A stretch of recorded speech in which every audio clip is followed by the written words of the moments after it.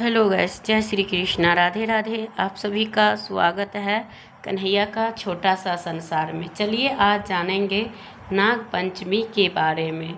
और गैस, आप सभी को हरियाली तीज और 15 अगस्त की बहुत बहुत शुभकामनाएं।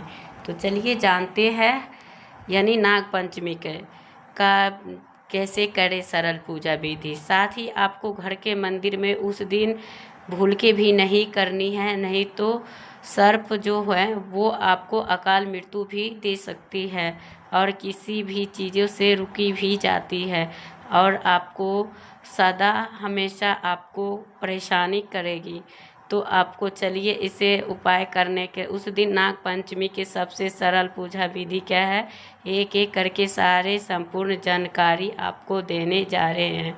शास्त्र कहते हैं कि नाग पंचमी के दिन सरल विधि से पूजन करना चाहिए और उस मंत्र को पूजन करते हैं तो अनंत गुना पूजा करना चाहिए।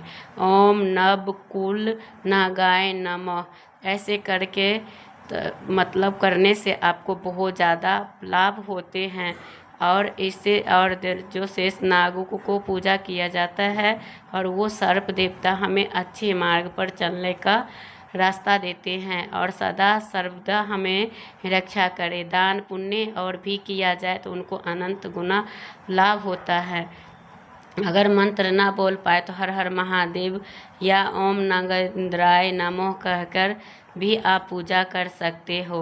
और आप अगर सरल विधि से पूजा करेंगे तो आपको बहुत ही ज़्यादा सहयोग बन रहे हैं। जैसे कि सोमवार भी है और सूर्य देवता राशि परिवर्तन भी करेंगे और उसी दिन संक्रांति भी होगी और चित्रा नक्षत्र का निर्माण भी हो रहा है।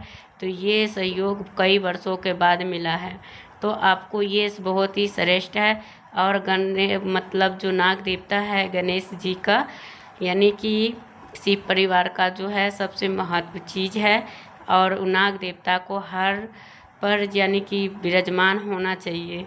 और जो नाग पंचमी के दिन किस तरह से हमें सरल विधि से पूजा करनी चाहिए, कौन सा मंत्र को जाप करना चाहिए और शिवलिंग पर क्या चढ़ाना चाहिए, क्या शुभ माना गया है और विशेष उपाय किए जाएंगे, किन चीज़ों से बचना चाहिए।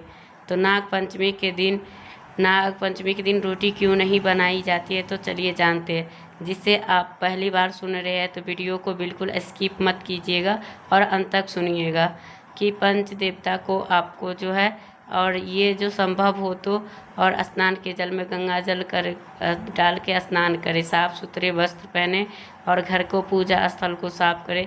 सोमवार के दिन होने के कारण भगवान भोलेनाथ का ध्यान करना चाहिए और मन ही मन महादेव को प्रार्थना करना चाहिए मेरे परिवार पे कृपा बनाए रखे, किसी का अकाल मृत्यु ना हो, उस घर में सुख शांति बने रहे और किसी को यानी कि लग जो रहता है वो करना चाहिए और उसको स्मरण करना चाहिए। और नाग पंचमी के दिन घर के बाहर या पूजा स्थान पर आपको कोई भी पारंपरिक जो होता है नाग देवता के स्वरूप बनाए जाते हैं, आप अपनी क्षेत्र के अनुसार बना सकते हैं और नाग देवता को जो प्रतिमा के साथ पूजा कर सकते हैं।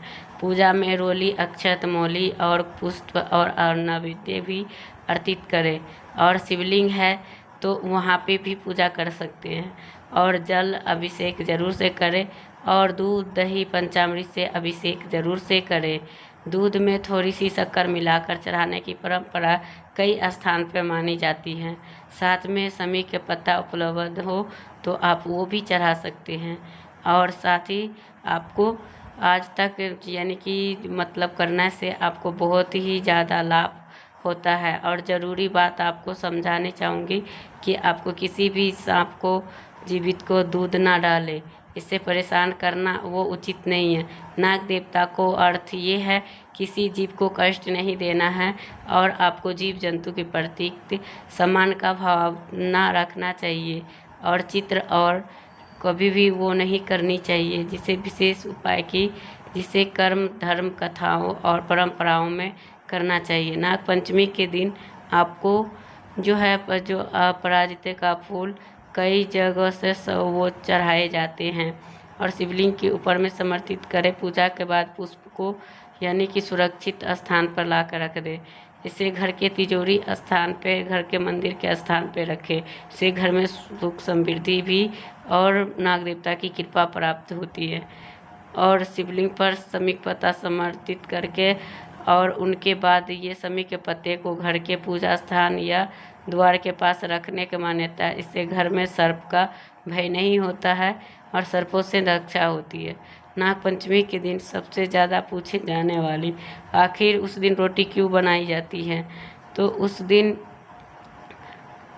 यानी कि तावा नहीं चढ़ाए जाते हैं, उस दिन रोटी नहीं बनाई जाती।